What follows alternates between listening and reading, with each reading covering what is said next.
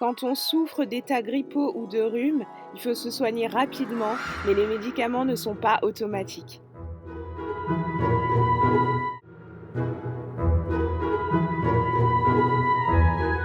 Nous sommes au tout début de l'automne et je fais déjà les frais de ces maladies saisonnières. Donc pour bien se parer pour l'hiver, on va rebooster notre système immunitaire, lui donner des forces pour pouvoir combattre tous ces virus. Donc il faut utiliser absolument du citron dans tout ce qui est tisane quand vous êtes malade. C'est pour moi vraiment la base avec les vitamines qu'il contient.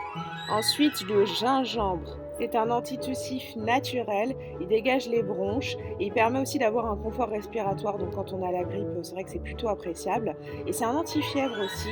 À savoir que si vous avez des nausées qui s'ajoutent à tout ça, ce sera très aussi appréciable. De l'ail. Vraiment, ne prenez pas peur avec cet ingrédient parce qu'il renforce le système immunitaire en favorisant la production de globules blancs.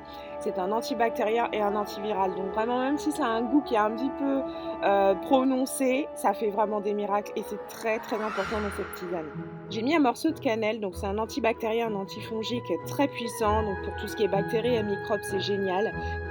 L'ingrédient phare de la tisane ici, c'est le thym. Donc c'est vraiment ce qui va faire des miracles.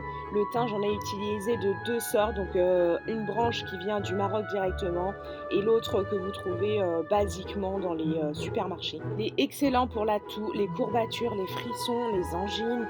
C'est également un très bon antiseptique et ça renferme des propriétés antivirales. Donc c'est vraiment l'ingrédient qui est top du top. Si jamais vous voulez faire une petite tisane rapide, vous mettez du thym et du miel et c'est parfait. Ça vous rebooste tout de suite. Ça vous soulage aussi les bronches, ça vous aide à mieux respirer. Donc le tout, je le fais bouillir et je vais ensuite le laisser infuser un petit peu. Juste le temps d'aller chercher mes huiles essentielles. Donc les huiles essentielles, c'est pas indispensable. Moi, j'aime bien en mettre. Il y a énormément de propriétés qui vont venir s'ajouter aux ingrédients qu'on a mis précédemment. Donc j'utilise pamplemousse, ravinsara et sauge.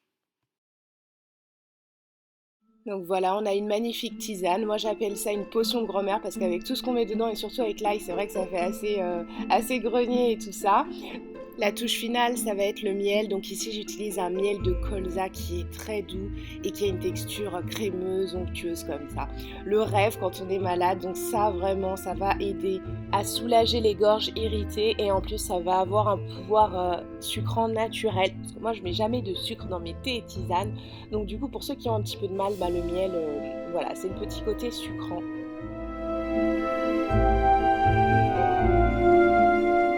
Donc cette tisane-là ne se substitue pas à des médicaments ou à une consultation chez le médecin si vous êtes très malade, bien sûr. Je vous fais juste un exemple de remède de grand-mère très efficace.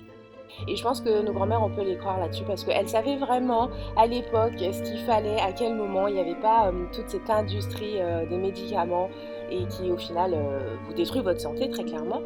Buvez beaucoup d'eau aussi, que ce soit de l'eau pure ou dans des soupes, parce qu'en plus les soupes elles vont vous donner beaucoup de vitamines, beaucoup de force, mais elles vont aussi vous hydrater, donc c'est très important. Vous excuserez ma voix lors de cette vidéo, c'était un petit peu compliqué, donc je suis en pleine guérison. Je vous laisse, je vous fais des gros bisous, et cette fois-ci c'est à moi-même que je conseille de prendre soin de moi. Gros bisous.